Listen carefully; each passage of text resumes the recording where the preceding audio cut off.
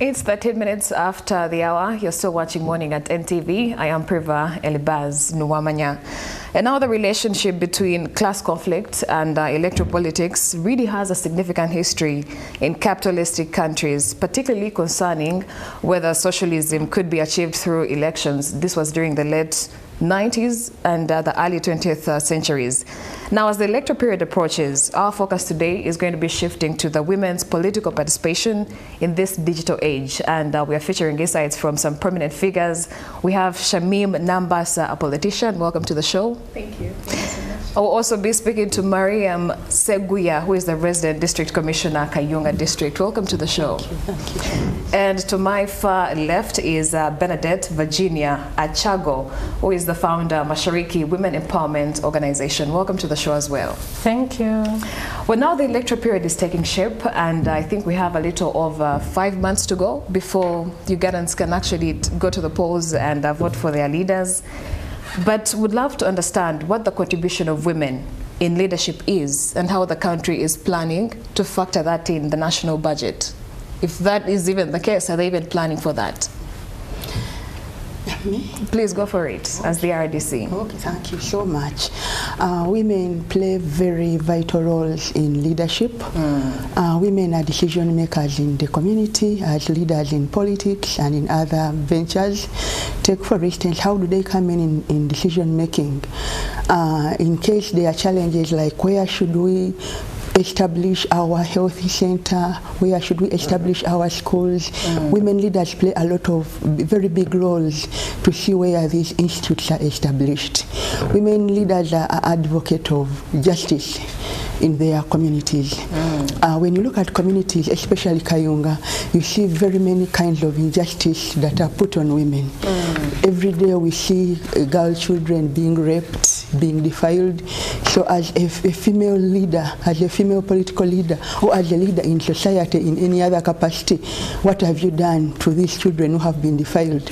We have seen children who are defiled, then they are taken to police, and the cases die there. We have seen files dying at the RSAs. We have seen files dying in court. So as a leader, have you followed up in case there is defilement in society? Have you made justice to prevail? So these are all roles of leaders. Then a female leader should be a voice to the voiceless. You should speak out against all kinds of injustice in society. We have presidential directives of refusing all kinds of eviction in our communities, but up to now we see women being evicted. I have a lot of challenges, especially where there are old women being vulnerable. You find that even their own biological children are selling their houses, even the grandchildren, the widows face all kinds of injustice. So as a woman in power, have you spoken out? So as a woman in leadership, you're supposed to speak out. You're supposed to advocate of what is supposed to be right in your society. Okay. Then I wanted also to mention engaging the community into income generating activities, because recently the president was on tour preaching wealth creation. So as a leader, how have you participated in improving on the household incomes of your household in your area, in your constituency, in your community? So you should create awareness for the government programs. We have PDM, we have Myoga and all that. Then there is the other question you talked about. You talked about has government budgeted? Yeah, the national budget. Are women involved? How are they benefiting? Yes, definitely women have been budgeted for in the national budget. When you look at the PDM, women have 30% to benefit from this program. So as a leader, have you followed up on the 30%, or it is only men who are benefiting and this 30% is left out? And then in Myoga, when you look at Myoga, women are catered for. We have Myoga for the females. We have enterprises like tailoring for Myoga, then market vendors. You see that women are being catered for. Then you look at Women Entrepreneurship Fund. This is a program basically for empowering empowering women, women entrepreneurship fund. So women are budgeted for. When you look, when you go to health, when you go to the healthy department, the healthy sector, then you look at the healthy center falls. It is a government policy that each constituency should have a healthy center for. Back then, women had to trek long distances to access hospitals in case a woman was to deliver through cesarean. It was only hospitals, and remember we had districts that didn't have hospitals, so it was terrible. But government is trying to bring services closer to the women through the healthy center falls that are supposed to be at each and every constituency, that have functional theaters that can even operate, work on women, do cesareans, then all that. Okay. Yes, it's being budgeted for. That's a comprehensive update on how the government is playing a role in empowering women. Now, Ms. Virginia, with elections comes campaigns. We see politicians trying to influence public opinion in their favor. But I want to pick your mind, do women candidates expressly bring out issues affecting fellow women, or do they just mention women in their manifestos as a strategy, since women are a bigger population compared to the men? Yeah, thank you very much for that question. As the saying goes, that everything starts and falls on leadership. Leadership is key. And at a time like this is when we see many women coming up to contest for such positions. Why? Women are interested in politics because there is a need for them to be at the decision-making table. But the challenge is most aspirants who are coming up are not empowered. Yeah. They are not empowered, they don't have the capacity, they don't have lobbying skills, they even don't know how to make a manifesto. There are only few who know how to make a manifesto. So they just come and try this and that, patch here and there, because the Electoral Commission has advertised that there are posts that have to be filled by 2026. So that is the biggest challenge around. It is capacity building. But women have realized that there is a need to come and participate. Yeah, that is the positive thing we should look at the time. But we also advocate in this digital era, we advocate for women to join digital hubs. Yeah, like my sister, the RDC talked about the government involvement. There is an organization called NITA. It has put female hubs for ICT, and it brings up, it goes to women organizations. You're calling them to bring candidates for empowerment, candidates to join their cohorts. But we've also had a gap that has to be bridged, that very few people know about those female hubs, ICT hubs that are organized under NITA. But at this time is when we should prepare for 2026. So it is not late for women now. Yeah, women should try online. Women have data, some have data, although few people in rural areas can't access the internet, they don't have the money. But women can try reading online, they can do online courses, especially the aspirants, women who are aspiring. Yeah. Apparently we have 146 women MP seats in Parliament. That is a big number. If women were filled with capacity, they would make a change. But because they are not capacity built, they can make little change in their community. Even if their hearts are in the right space. Yeah. All right, Shamim Nambassa, women have grown hungry for elective positions, as we've seen especially in the forecast for the 2026-2031 elective leadership positions. Why do you think there's a rise of women being interested in politics? Thank you so much, and good morning to everyone. My name is Shamim Nambassa. I'm a member of the National Unity Platform, the Minister of Health of the Chagulanyi government, and an aspiring woman Lord Councillor representing the people of Kawempe South. I'll start by saying that it is not only today that we are seeing women rise up to take up leadership positions. Women have been leaders of revolutions before. When we talk about the likes of Harriet Tubman that came out to free people in slavery, the likes of Winnie Mandela, to mention but a few. So it is not that it is just today, but maybe yes, we can agree that we have seen a rise in interest from the women to take up positions in different positions.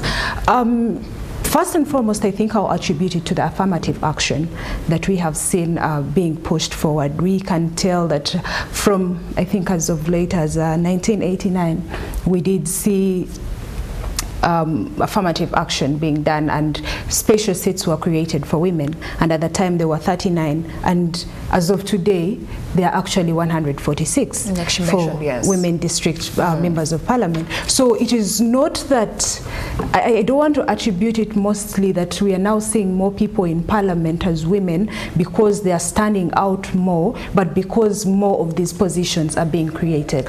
Yeah, because we moved from 39 districts to the 146. That necessitates that actually the number of women is going to increase in parliament. But then still, when we look at the representation by women from the directly elected constituencies, it still falls short at about 7.4%. Yet if we were to assess that if the affirmative action has been successful, we would expect that the women that have been empowered through the affirmative action now do go through to come for the directly elected constituency positions, which is not the case. If we look at the likes of Right Honorable Rebecca Kadaga, she has been a woman member of parliament for close to how many years? 30 plus? Decades, yeah. Decades. And we would think that since she is empowered, she should actually leave such a position for other women that need empowerment and then go through to go for the directly elected constituency seats. Okay, I'll put back this question back to the RDC Kayunga. Do you believe that the women in these positions are actually making women's livelihoods better, other women out there that they're representing? Yeah. Because there's having the positions, but is the impact being created? Yes, there are women who are actually on ground and they are creating a very big impact in changing lives of women on ground. We have seen women who have come out to fight for the children who have been defiled. We have seen women who have come out to make pregnant mothers access services in healthy facilities. We have seen women who are advocating for the development programs, who are creating awareness for the development programs, who are encouraging women to embrace the development programs. And we have seen women who are strongly fighting corruption in these development projects because these programs have some kind of corruption whereby some leaders tend to take the money for themselves, and we have seen women fighting for this. However, on the other, women leaders, fighting corruption, creating awareness, encouraging women to speak out and report and all that. However, on the other hand, we have seen women who have done nothing. The person is elected, and the person only resurfaces in the coming elections. After 5 years. After 5 years. We have seen women who look at these jobs not as empowerment jobs, but jobs to create, to bring in money, wealth, to get wealth. So this is bad. I appeal to you. I have my sister here, Honorable Nambassa. She is coming, and my sister, Honorable Bernadette, she's as well standing. I appeal to you, when people entrust you and vote you in power, please work for them. Today we see a lot of women evictions. We have seen men selling houses and throwing women at the verandas, and they have no one to cry to. Moreover, we have female leaders right from the chairperson LC1, we have the Nava Chalas, we have at the parishes, we have at the sub-county, we have district female representatives at the district, we have women MPs, but women are still crying, women are still suffering in society. So even the voters, I appeal to you, look at people who are coming in to work for you. Don't just vote in excitement of small handouts like salt, money and sugar. Vote for someone who is capable. You vote for leaders and they disappear. You only see them once in a while politicking during funerals. So there are women who have played a role. If I can talk about the Prime Minister, Honorable Nabanja, I can talk about the Vice President, Honorable Jessica Lupo, and very many others. But there are others who are sleeping, who are doing nothing. I do agree that yes, there are women who are doing something. But you see, what is unfortunate is that for us as women, the fact that we are still in a transitioning stage, when there is one woman that is in a particular position, it is not going to be that person. They look at them as women are actually doing this. But and in the previous... I'll stop you there. How long do we have to transition when we had the first female vice president over 20 years ago. And that is what I'm trying to say. That is what I'm trying to say, that while there has been development, it has been slow. And for me, I appreciate that. But then speaking about the fact that we have seen women, yes, being appointed to positions like you've mentioned. We have a Speaker of Parliament that is a lady. We have the first female Prime Minister and so many different positions. But then what are these women actually putting out? That for me, my issue is that they're not choosing the best out of the women to represent us. Because if we look at the issue of corruption, if you look at the issue of iron sheets, the biggest number of thieves on that list were actually women. And so for me, that is where the issue is, that even the few women that we have there are actually tarnishing our name as women. They are not doing what they are meant to do. Yes. All right. Yes, please. What Shamim is saying is right, but Ugandans have the opportunity that after every 5 years, so after every 4 years, there is an election cycle. Yes. So you have the opportunity to vote out those leaders who have misbehaved. And this is the time. Yeah. Don't be bullied around, because there are some women leaders who are bullies. They bully everyone, they bully their fellow leaders, but don't be bullied around. You make the right decision, because women are 51.4% in Uganda. That means we have the numbers, we have the big voice. They are the women who stay in the lines to vote, like you've seen in the previous NRM elections. There are women who stand in the sun. There are women who will protect the vote. There are women who will do literally everything to make sure elections are successful. So let your voice be heard through your leaders. Okay, well, you see, it's divided opinion. Some believe the women are doing the work. Others agree that not everybody is living up to their expectations. Well, now, there have been talks of re-evaluating the electoral system. What do you think should be considered for women to be included in these reforms, if at all they are to happen? What I think, according to the Political Parties and Organization Act 2020, the amendments say that there should be equal representation. Yes. But we've had a challenge that even in cabinet, even in public service, still the margin is big. So if we have, we call upon the appointing authority, who is the president, because we know he likes media and he listens, and he's pro-women. We call upon him to look into that. To address that. Yeah, to address that. Because women's needs cannot be met if there are few women on the decision-making table. Yeah, and which is a very big gap right now. And I think it makes sense. Let the women handle women issues, or at least propose solutions for women issues. Now let's talk about the violence that was showcased in the Kawempe North elections, especially involving NUP people and the security organs.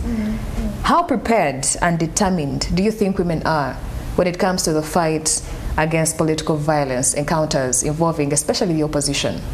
Thank you so much. I did witness the violence that happened in Kawempe firsthand, because I'm a resident of Kawempe, but then also I'm a member of the National Unity Platform. So from the tear gas, from the pepper sprays, from whoever was beaten, I was part of that. And for me, I think it is a strategy that is being used. You see, if you cannot convince them, then you have to beat them to it. So if the state feels that they cannot convince these women or these people that are in the National Unity Platform to be part of them, then they will beat us out of it. And so for me, I believe that it is a strategy that is used to make us lose interest in the issues that actually affect us, which is politics. But also, on the other hand, I believe that as women who have come out to be part of this, we are aware of what our role is, but then we also come to the space knowing the challenges that we are about to face. And while we may not necessarily accept it, but women are more vulnerable compared to the other sexes. I mean, if you are beaten up, if there is so much that could actually happen to us. But as women who are in the opposition, we are ready and we know what comes with it. So how are you ready to counter that? We must speak out. It is our time to actually come out and call out such violence. And I wouldn't expect it to be only from the people from the opposition. I would expect my sisters here who maybe have an ear from, you know, the security forces, from their leaders, to speak out and call out people over this violence, because it's not just us. If it's with us today, tomorrow maybe it could be them. So we must speak out first and foremost, but then also it's important that we document the people that actually do this violence to us, because come what may, one day they will have to pay for it. Resident District Commissioner, speak for the government. How prepared are you to make sure political violence is countered? Yes, we are prepared. Currently, we are embarking on a community policing system whereby we reach out to community, because it's a two-way. Just that my sister Shamim did not mention that. We have people who are willing to riot during campaigns. We have people who are willing to loot. Then we have the security coming in to put things in order. Then as they put things in order, to some extent, they make some mistakes. So it's a two-way. So as security, we are embarking on a security sensitization program. Are they really mistakes? Yes. Because beating up someone can't be a mistake. No, if someone has a stone, you have a gun, someone is throwing a stone at you, it is tricky. It's self-defense.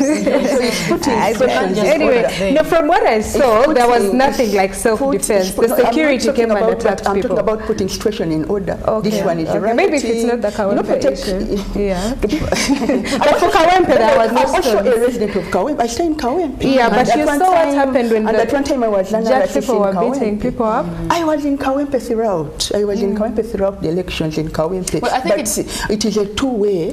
There is this kind of violence that a police officer by law has the right protection. To beat up people. Yes, the protection. No, but you see, for me, what I'm saying is, from what we saw there, danger, they will protect but themselves. from what we saw there wasn't any imminent danger, and we expected people. No, there were no stones. Because what I'm talking about, we were walking out of the secretariat, and they came and beat us up without stones, without anything. And it's unfortunate that you're actually defending that. But we saw that when people were coming to escort Mr. Museveni for nomination. So is it associated with the National Unity Platform? No, that is not actually true. All right, ladies, let's bring the conversation back here. Yes, we are very civilized over here. I understand emotions can really get the best of you, especially when it comes to speaking for the political parties or positions that you represent. But now let's move on. Over time, we've seen the use of internet become a strong political tool. It has grown significantly. We've seen the NUP make some communications there, and also garnering a lot of strength online. The planned protests, everything, all that picks up on social media. How are women in politics adopting to the new digital age, in your own understanding? Well, that's directed to me. Thank you. Well, personally, I'm someone that actually uses social media a lot. I use Twitter, I use TikTok, I use Facebook. I'm trying to see if I can use Instagram as well. I believe that we are in an era that keeps moving forward. We've moved away from, wherever we were in the analog stage and to the digital era. And it's important that, for example, if we are looking at the biggest number of the population being youth, we must find how then do we get our message to them. And if most of them are actually using social media, then we must as well adopt to that. So as women, and I think it's important that I've seen quite a number of people use these social media platforms to pass on their communications. I believe it's a way that we get our message far and beyond to people that we wouldn't have gotten to reach out to. Yes, and so I've seen quite a number of women actually use it, and I would encourage so many of us to use it. Miss Virginia, your 2 cents on women in politics adopting to the digital age and era? My 2 cents. What do you think about? Do you think they're actually taking advantage of the fact that largely now the communication has moved to our phones, online? Yeah, thank you. There are only women in urban areas who are taking advantage of that, because women in rural areas, first, the network is not good. Secondly, they are not internet literate. They apparently don't know what is even going on. So they are not taking, we still have a lot of work to do through sensitization. Actually, it starts with us. It starts with the leaders of the community, even the councillors, even the members of parliament that should try and empower, because there are those small things you can do for the community. You can do community empowerment, you can do like classes, you tell them how important social media is, you tell them that you can even sell your goods online, because there are women in rural areas who can sell who can sell their crops and buy a smartphone. They can sell their crops and educate their children. That means if they are sensitized, they can also take advantage of social media. All right, as we wrap up the conversation, leaders have really been obsessed with the PDM. Like you mentioned, the president recently concluded his tour on the PDM, and people were saying the PDM hasn't achieved its objectives. What plans do you have as women aspirants? This is going to all the three of you. As women aspirants and leaders for women in your places of abode, what plans do you have to ensure that women are being moved towards the money economy? Let's start with the RDC, yes. Thank you so much. The PDM program has created a very big impact amongst women. I think you saw when the president was moving around, he kind of shared live stories and successful stories about people, especially women who had benefited from the PDM program. The 30% for the women is really hoping, just that it needs more advocacy. Women should be empowered more to embrace these government programs, more awareness, because there are women who are not even aware that these programs exist. Initiatives, yeah. So, but however, this program is a very good program, but it has been encroached on by people who think that they should instead enrich themselves than enriching others or enriching community. These are the people, especially we have challenges with the parish chiefs, the circle leaders who take part of the money. You find that a beneficiary is supposed to get 1 million, then a beneficiary ends up getting 500,000 or even 200. Then the rest of the money is shared amongst the leaders who are, and worst of all, these leaders fear to speak out. So I think as our role as leaders, we should encourage women to speak out. We should build confidence in them, because most of them have been cheated. Instead of taking 1 million, they took 500, but they cannot say this. Even when someone reports, the person is not willing to identify that particular parish chief who extorted that money. So it is our collective responsibility as leaders to give these women strength to say no to all kinds of injustice. Otherwise, PDM is doing well. We have seen women who have started with 1 million. Right now, they are into poultry farming, they are into goat rearing, they are into farming, and all the rest. Therefore, before I go, because like you said, it's my last opportunity to talk to people, I would like to encourage all women out there to indulge themselves in PDM. We have 30% to benefit from this program, and officers of the RDCs, officers of the councillors, all officers of female leaders are open. In case there are challenges, in case you need guidance on what projects to do, don't suffer alone. You should approach us and make this thing work. I would like to appreciate the President of Uganda, General Kaguta Museveni, for initiating this particular program of PDM that has done a lot to improve on the household incomes. All right, Miss Virginia, what plans do you have to include women in the money economy? Yeah, first, the PDM is a very good strategy, and I would also add my voice to Mariam on thanking the President about embracing it, because although 30% is allocated to the women, but at least it can help the women in rural areas. But still, I would also echo my voice that more money is needed. It's only 100 million annually per parish, which means there are some parishes that are sparsely populated, others are densely populated. So some people barely get, there are many registered circles that have barely gotten any money. Yeah, so they need to at least make the budget bigger so that people may benefit.